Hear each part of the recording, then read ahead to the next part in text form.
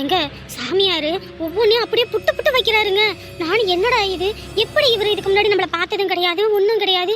ஆனா நம்ம பிள்ளைங்களுக்கு நடந்தது எல்லாத்தையுமே அப்படியே அக்க வேற ஆணி வேற பிச்சு பிச்சு சொல்லிவிட்டாருங்க. இங்க பாரு, நடக்கிறத சொல்லி என்ன பிரயோஜனம்? இனிமே என்ன நடக்க போதோ அதை தானே கேட்டு வந்திருக்கணும். நீ நடந்ததுதான் நமக்கே தெரியுமே. எப்படி சொன்னா நம்ப மாட்டீங்கன்னு எனக்கு நல்லாவே தெரியுமே. என்னைக்குதான் நான் சொல்றதை நீங்க நம்பி இருக்கீங்க, நான் சொல்றதை நீங்க கேட்டிருக்கீங்க. சரிடி அம்மா, நான் நம்பாததாவே இருக்கட்டும். இப்போ உன் சாமியார் என்ன சொன்னாரு? அதாங்க, நம்ம புள்ள நல்லா இருக்க கூடாது, நம்ம பிள்ளையோட வாழ்க்கை இப்படி கந்தலா போகணும்னு சொல்லி நம்ம சொந்தக்காரங்கள ஒருத்தவங்களும் நமக்கு தெரிஞ்சவங்க ஒருத்தவங்களும் செஞ்சு வச்சிருக்காங்களாமா. ஏண்டி, அவன் குடும்பத்தை பாக்குறதுக்கே நேரம் இல்லாம இருக்கான். 10 ரூபாய் செலவு பண்ணி அவன் குடும்பத்துக்கு அந்த காசு இருந்தா ஓட்டி போடுவான் ஒரு மாசத்தை. அதை விட்டு அந்த காசை வச்சு நம்ம குடும்பத்தை அழிக்கிறதுக்கு செய்வன செய்யறானா? என்னடி கேனத்தனமா பேசிக்கிட்டு இருக்க? அம்மா, உங்களுக்கு என்னைக்குதான் நான் சொல்றதை நம்புறீங்க?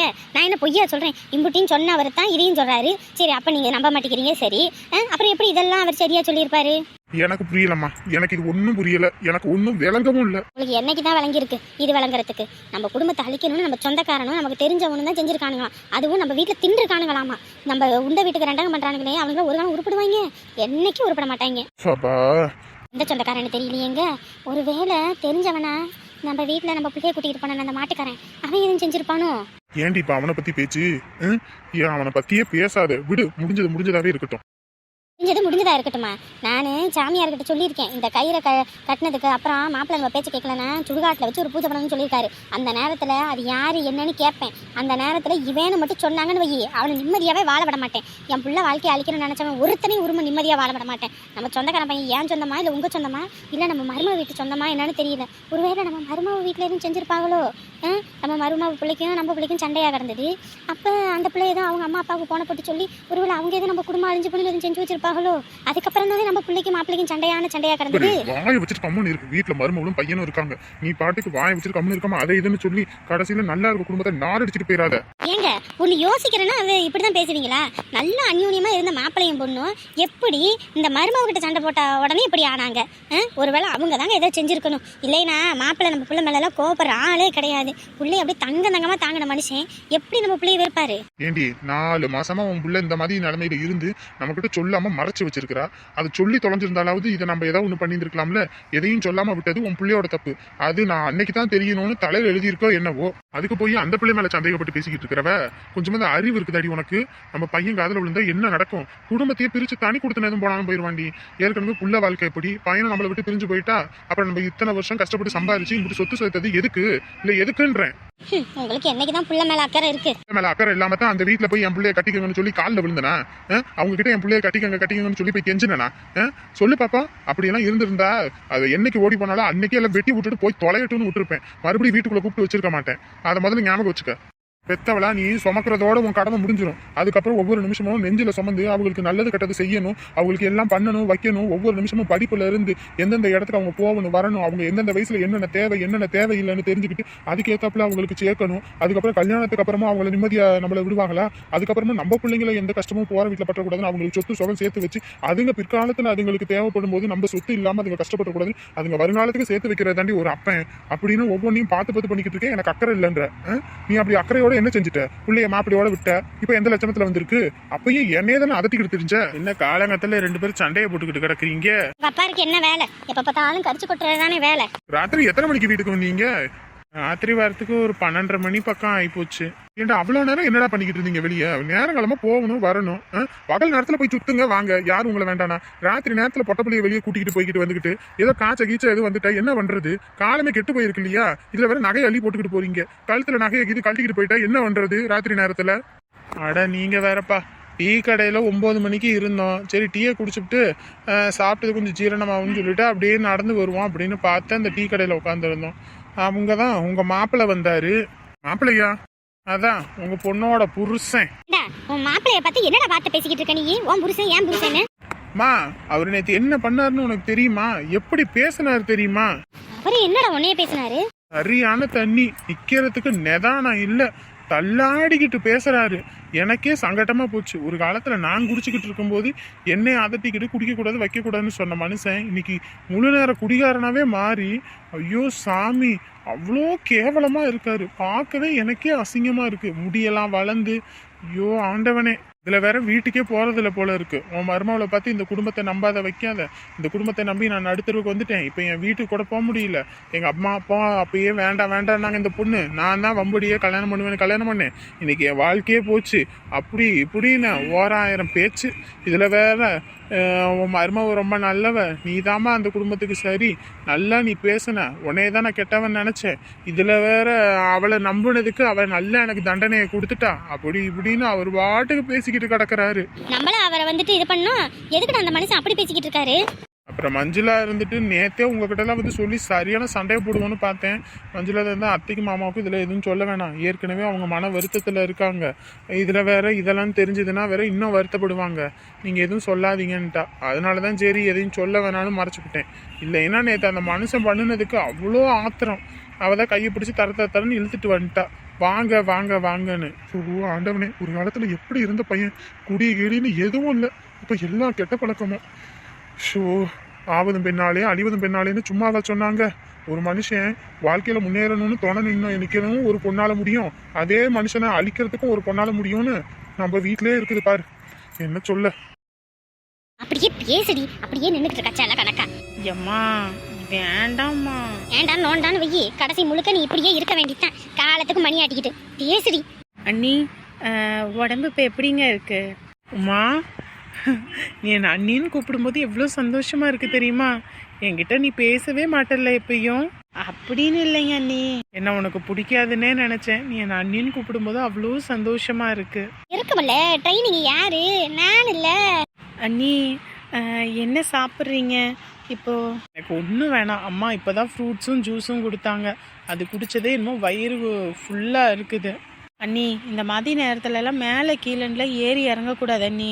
அதுவும் மாசமாக இருக்க நேரத்துலலாம் நமக்கு வந்துட்டு வாமிட் வரும், நினச்ச நேரம் மயக்க வர மாதிரி இருக்கும். அவர்கிட்ட சொல்லி நான் ரூமை கீழே மாற்ற சொல்லிடுறேன். நீங்கள் மேலே கீழேல ஏறி இறங்க வேணாம். சரி உமா. ஹாஸ்பிட்டலில் என்னதான் சொல்கிறாங்க? ஊசி போட்டு குழந்தை இருக்குன்றாங்களா? என்ன சொல்கிறாங்க? அதுக்கு தான் ஊசி போடுறாங்க. ஒரு 2 நாள் விட்டு ஒரு 3 நாளைக்கு தொடர்ந்து கருமுட்டை வளர்கிறதுக்கு ஊசி போட சொல்லியிருக்காங்க. போட்டு தான் இனி எதா இருந்தாலும் பண்ணணும்னு இருக்காங்க. கடவுள்கிட்ட வேண்டிக்கிறேன், உங்களுக்கு குழந்தை கிடைக்கணும்னு சொல்லு. அண்ணி நீங்கள் கவலையே படாதீங்க அண்ணி.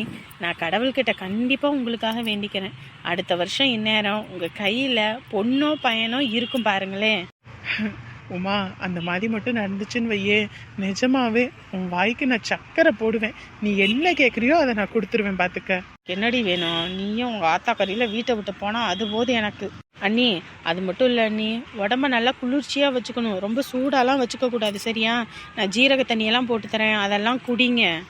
சரி உமா. நீ என்ன இருந்தாலும் திருமண வாழ்க்கையில் நீங்கள் மூத்தவங்களா இருந்தாலும் உள்ளே வைக்கிறதுல நான் தான் மூத்தவன். அதனால் நான் சொல்கிறத நீங்கள் கேட்கணும். இந்த சூடான பொருளெல்லாம் சாப்பிடக்கூடாது.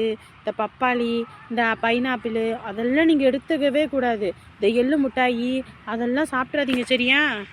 சரி உமா. வெயில் காலத்துக்கு இந்த முலாம்பழம் ஜூஸு அதெல்லாம் நல்லது அண்ணி. உங்களுக்கு நல்லா தர்பூசணி ஜூஸு, முலாம்பழம் ஜூஸு, ஆப்பிள் ஜூஸுன்னு எல்லாம் போட்டு தரேன். அது மட்டும் இல்லாமல் மாதுளம்பழம் ஜூஸும் போட்டு தரேன். அப்போ தான் குழந்தை நல்லா அழகாக இருக்கும். சரி உமா. அப்புறம் உங்களுக்கு என்னென்ன வேணும்னு சொல்லுங்கள். ஒவ்வொரு நாளும் ஒவ்வொரு விதமாக சமைச்சு தரேன். நீங்கள் அத்தைக்கிட்டலாம் கேட்டு கஷ்டப்படுத்தாதீங்க. அவங்க வயசானவங்க. நான் எதுக்கு இருக்கேன் இந்த வீட்டுக்கு மருமவன்னு? நான் உங்களுக்கு எல்லாம் செஞ்சு தரேன். ஐயோ ஐயோ, நீ இதெல்லாம் சொல்லும்போது அவ்வளோ சந்தோஷமா இருக்கு. முதல்ல கன்ஃபார்ம் ஆகட்டும், அதுக்கப்புறம் எதா இருந்தாலும் பார்க்கலாம். நீ அதெல்லாம் கண்டிப்பாக கன்ஃபார்ம் ஆகும். நீங்கள் கவலையே படாதீங்க. இந்த வருஷம் கன்ஃபார்ம் ஆகி தான் தீரும் பாருங்க. நானே கன்ஃபார்ம் ஆகணும்னு போகாத கோவில் இல்லை, போகாத ஹாஸ்பிட்டல் இல்லை, வேண்டாத வேண்டுதல் இல்லை, எல்லாமே பண்ணி பார்த்துட்டேன். ஒன்றும் நடக்கலை. ஏதாவது நடக்குமா என்னன்னு தெரியல. ஏதோ ஒரு முயற்சி. அம்மா இந்த ஒரு தடவை மட்டும் பார்ப்போம், அப்படி இல்லையா ஒரு குழந்தைய தத்தெடுத்துக்குவோம் அப்படின்னாங்க. ஆனால் அத்தை மாமா தான் ஒத்துப்பாங்களா என்னன்னு தெரியல. பார்ப்போம் கடவுள் நம்ம தலையில் என்ன எழுதியிருக்காருன்னு. பரவாயில்ல, நம்ம வலையில் அவள் விழுந்துட்டா. இனி அடுத்த குடும்பத்தையே விளை வச்சுட்டா அது போதும். அப்புறம் நம்ம புள்ள தான் இந்த வீட்டுக்கே மகாராணி. அவளுக்கு கீழே நான் மந்திரி. அத்தை என்னத்த காலையில் எந்திரிச்சதுலேருந்து இன்ன வரைக்கும் சமைக்கலை. ஒரு காப்பி தண்ணி கூட வச்சு கொடுக்கல மாமாவுக்கு. எந்திரிங்கத்த. எதுக்கு செய்யணும்?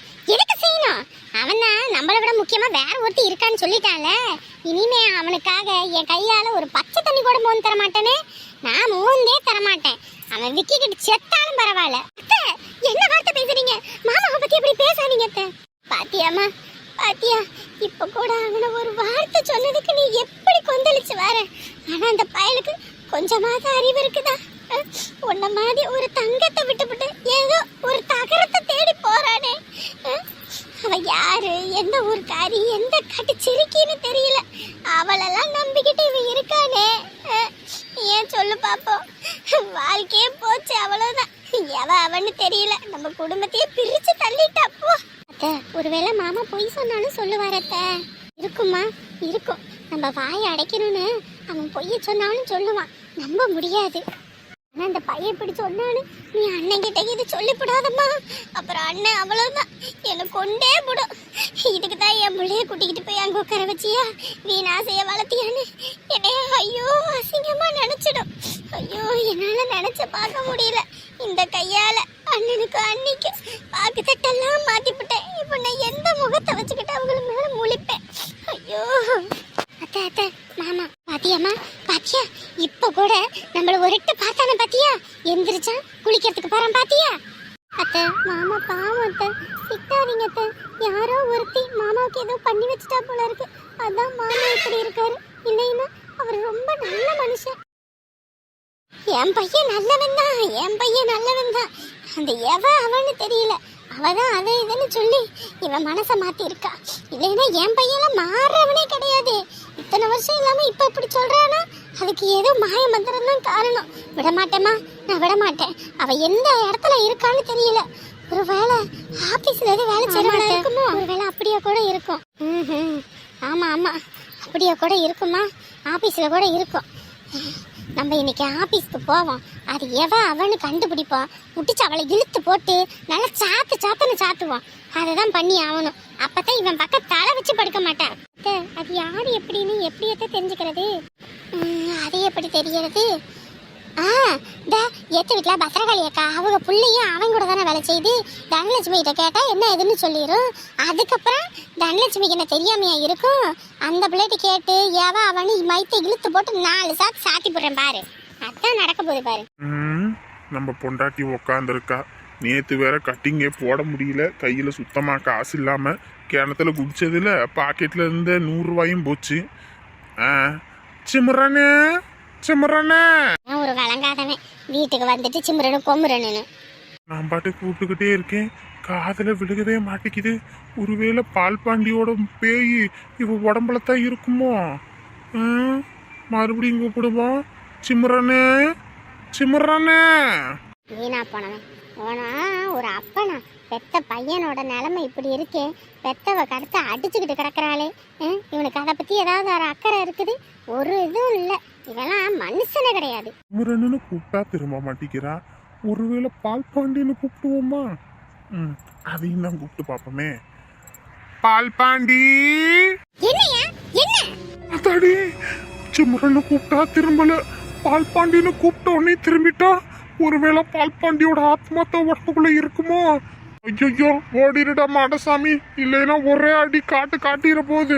ஒரு மனுஷனா குடிக்கிறதுக்கு தான் எந்த ஆள அலைஞ்சுக்கிட்டு இருக்கான். பாத்தியா மருமவளே, இவங்க கிட்ட எல்லாம் அக்கப்போர் பண்றதுக்குள்ள எனக்கு போதும் ஆகுது. எதுக்குதான் வாழ்றோன்னு தெரியல. இசட்டுக்கு செத்தெல்லாம் போல இருக்குது. ஐயோ அத்தை, மறுபடியும் அப்படியே சொல்லாதீங்க அத்தை. நீங்களும் எனக்கு வேணும், மாமாவும் எனக்கு வேணும். மருமவளே கவலைப்படாத, இன்னைக்கு இந்த பையன் போகட்டும். இந்த பையன் பின்னாடியே போய் எந்த சிரிக்கின்னு கண்டுபிடிச்சிடுறேன்.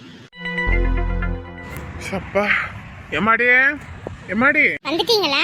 வாங்க. என்ன இந்த பையன் இன்னைக்கு வந்தானா வரலையா? எங்கங்க ஆளையே காணோம். சப்பா, ஒவ்வொரு தடவையும் இந்த பயலுக்கு வெத்தலை பாக்கு வச்சு அழைக்கிற மாதிரி போய் நான் கூட்டிட்டு வரதா இருக்குது. ஷோ ஆண்டவனே, நான் என்ன சொல்றதுன்னு தெரியல. சரி, அந்த பொண்ணுக்கு இப்ப எப்படி இருக்கு? உடம்பு பரவாயில்லையா? ரூமுக்குள்ளேயே தான் அடைஞ்சு கிடக்குறா. நேத்து கூட பழமெல்லாம் வெட்டி கொடுத்தேன். சாப்பிட்டாளா என்னன்னு தெரியல. காலையில எந்திரிச்சு குளிமான்னு சொன்னேன். சரிங்க அப்படின்னா என்ன பண்றாளோ? சரி, கூப்பிடு, ஆஸ்பத்திரிக்கு போவோம். இந்த வண்டி வந்துருச்சு, டிரைவரை வண்டி எடுக்க சொல்லியிருக்கேன். பிள்ளைய கூட்டிக்கிட்டு கிளம்புவோம். மருமவளே, அமுதா, சொல்லுங்க. உடம்பு இப்ப எப்படிமா இருக்கு? ஐயோ ஆஸ்பத்திரிக்கு கூப்பிட்றதுக்கு தான் வந்திருக்காங்க போல இருக்கே. உடம்பு அப்படி தான் இருக்குன்னு சொன்னால் ஆஸ்பத்திரி கூட்டிகிட்டு போய் ஸ்கேன் பண்ணி செக் பண்ணால் அதில் எல்லாமே தெரிஞ்சு போயிருமே. இப்போ என்ன பண்ணுறது? இப்போ உடம்பு பரவாயில்ல, இப்போ ஒன்றும் பிரச்சனை இல்லை. எம்மாடி உடம்பு பரவாயில்ல மாதிரி தான் இருக்கும். அதுக்கப்புறம் கொஞ்ச நேரம் கழிச்சு மறுபடியும் வாந்தி எடுக்கிற மாதிரி இருக்கும், தலை சுத்துற மாதிரி இருக்கும். அதெல்லாம் சரிப்பட்டு வராது. அதுவும் இல்லாமல் சாமியார்னு சொல்லிட்டு போயிருக்காரு. அதெல்லாம் நல்ல மனுஷன். வந்துட்டு ஆஸ்பத்திரிக்கு போங்க, என்ன எது இருந்தாலும் தெரிஞ்சிரும்னு. உடம்புல எதுவும் பிரச்சனை இருக்குன்னு வேற சொல்லியிருக்காரு.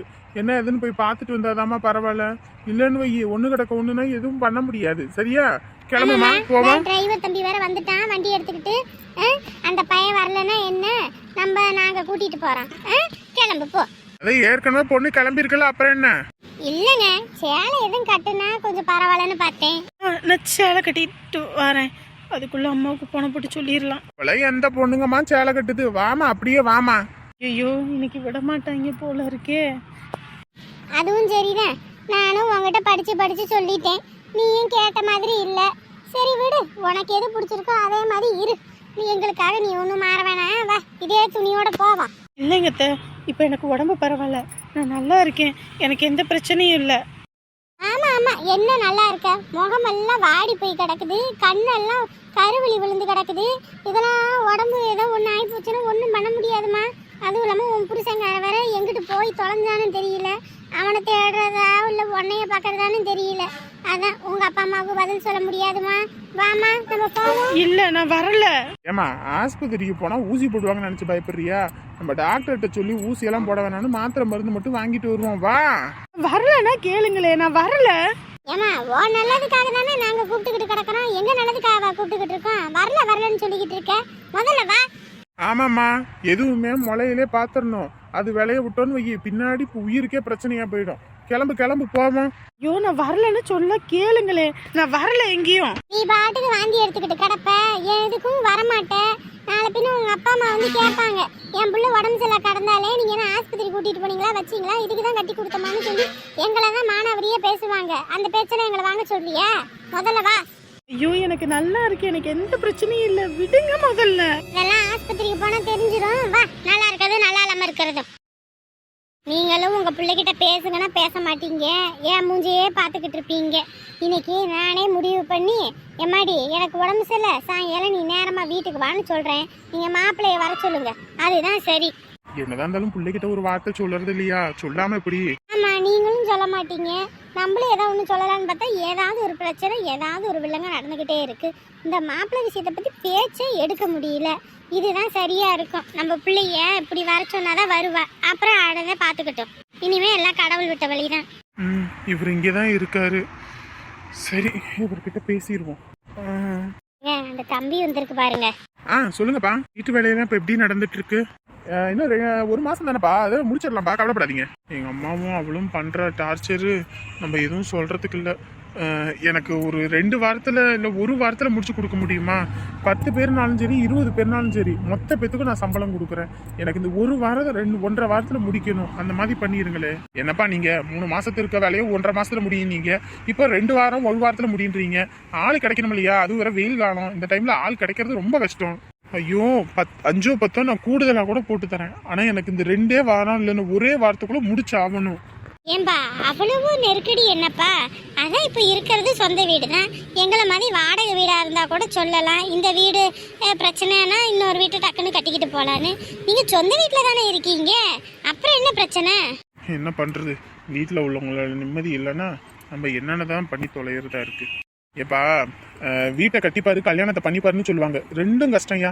வீடுன்றது சாதாரண விஷயம் இல்லை. நம்ம பாட்டுக்கு எடுத்தோம் கவுத்தோன்னு நம்ம டக்குன்னு முடிச்சோன்னு வைங்கவே, பின்னாடி உங்களுக்கு தான் சிரமம். இப்போ நாங்கள் பொறுமையாக ஒவ்வொரு வேலையும் பார்த்தோம்னா எல்லாத்தையும் ஒவ்வொன்றையும் பார்த்து பண்ணுவோம். பூசறதா இருக்கட்டும் எதுவாக இருந்தாலும் நீங்கள் அவசரப்படுறதுல நாங்கள் பாட்டுக்கு குண்டக்க மண்டக்குன்னு ஏதோ வேகமாக வேலை முடிஞ்சா போதும், நமக்கு காசு வந்தால் போதுன்னு நாங்கள் வேகமாக செஞ்சுருவீங்க. நாளை பின்ன வீடு விரிசல், அதுக்கப்புறம் பைப்பு ஒழுகுது வைக்குது அப்படி இப்படின்னு நீங்கள் தான் வருத்தப்படணும். நாளை பின்ன ஐயோ அவ்வளோ சீக்கிரமாக முடிச்சதுக்கு பிரச்சனையாக போச்சுன்னு நீங்கள் வருத்தப்படக்கூடாது. அதுக்காக தான் ஒவ்வொன்றையும் பார்த்து பண்ணுறது. நீங்கள் சொல்கிறதெல்லாம் எனக்கு புரியுது, புரியாமலாம் இல்லை. என்னோட சுச்சுவேஷனை புரிஞ்சுக்கோங்க. எனக்கு கொஞ்சம் 2 வீக்ஸா இல்லை 1 வீக்கில் எனக்கு முடிச்சு கொடுங்க தயவு செஞ்சு. உங்களுக்கு 5 10 கூட நான் சேர்த்து போட்டு தரேன். ஏன்னா நான் ஒரு எமர்ஜென்சி சுச்சுவேஷனில் இருக்கேன். சரிங்க தம்பி, நான் என்னன்னு பாக்குறேங்க. சரி அப்ப நான் வரேன். சரிங்க பூ, பார்த்து போயிட்டு வாங்க. பரவாயில்லைங்க, இந்த பையன் ரொம்ப கெட்டிக்கார பையன். வீடு கட்டணும், அப்பா அம்மாவை வைக்கணும்னு எவ்வளோ பாடுபடுறான் பார்த்தீங்களா? ஆமா பத்திரகாளி, இந்த மாதிரி பையன்தான் நம்ம பிள்ளைக்கு மாப்பிள்ளையா வந்தா எப்படி இருக்கும். நம்ம பிள்ளைக்கு எந்த குறையும் இருக்காது இந்த மாதிரி பையன்லாம் கல்யாணம் பண்ணானா. ஆமாங்க, தங்கமான பையன். என்ன இவன் தான் இப்போ கல்யாணம் வேணாம் வேணான்னு சொல்கிறானம்மா. அவங்க ஆத்தா தான் நேற்றுலாம் கிணத்துல விழுந்துக்கிட்டு அவ்வளோ பெரிய அக்கப்பூர் பண்ணிட்டா. இப்படியாப்பட்ட பிள்ளைக்கு எப்படியெல்லாம் கல்யாணம் பண்ணலாம்? இவன் தான் வேணாம் வேணான்றான். அவங்க அண்ணன் பிள்ளைய தான் கட்டினாலும் கட்டணும்னு அவன் ஒரு பக்கம், இவன் வேண்டான்றான். அவனும் என்னங்க பண்ணுவான்? சின்ன வயசுல பிள்ளைங்களுக்கு ஒரு சோறு கூட போடாமல் அடித்து துரத்துனாங்க. அந்த வீட்டு பொண்ணை போய் எடுக்கணும்னா அந்த பையன் என்ன பண்ணுவான்? பெரியவங்க நம்ம எல்லாம் மறந்துடுவோம், சின்ன பிள்ளைங்க மறக்குமா? அதுகெல்லாம் அப்படியே மனசுக்குள்ளே வச்சுக்கிட்டு இருக்காதுங்களா? அது புரியாமல் இந்த லூசு கிரிக்கி கட்டுனாலே கட்டுன்னு ஆடிக்கிட்டு கிடக்குறா. நீயா இருக்கட்டும் நானா இருக்கட்டும், நம்ம குடும்பத்துல இப்படி ஒரு பிரச்சனை, இப்போ உனக்கு அண்ணன் தம்பி இருந்து இப்போ இப்படி ஒரு பிரச்சனைனா நீ என்ன பண்ணுவ? நாளை பின்ன வந்துட்டு அவங்க ஒன்று சேர்ந்துட்டாங்க அப்படின்னா நீ உங்க அண்ணன் குடும்பத்தை ஏற்றுக்காம இருப்பியா, இல்லை உன் தம்பியை தான் ஏற்றுக்காம இருப்பியா? நம்ம பிள்ளைக்கு கல்யாணம் பண்ணி வைப்பல, அந்த மாதிரி தான் அவங்களும். அதுவும் சரிதான். நம்ம சொந்தத்தையும் விட்டு கொடுக்க முடியாது, பிள்ளைங்களையும் விட்டு கொடுக்க முடியாது. என்ன சொந்தத்தில் கட்டி கொடுத்தோம்னா என்ன ஏதுன்னு நெஞ்சு நிமித்தி கேட்கலாம். இதுலேயே அயலால கல்யாணம் பண்ணாங்கன்னா நம்ம போய் என்னத்தன்னு போய் பேச முடியும்? சரி சரி, அடுத்த வீட்டு கதை எதுக்கு நமக்கு? நம்ம வீட்டு கதையே பெருங்கதையா இருக்கு. நான் நேரமா வந்துடுறேன், பிள்ளைக்கு போன போட்டு அப்படி வர சொல்லிடு. சரிங்க. தம்பி வேற சீக்கிரமா வேலையை முடிக்கணும்னு, நான் அதுக்கு வேற ஆள் ஏற்பாடு பண்ணணும். ஏற்பாடு பண்ணி மற்றதை ஆக வேண்டியதை பாக்குறேன். சரி, போயிட்டு வாங்க.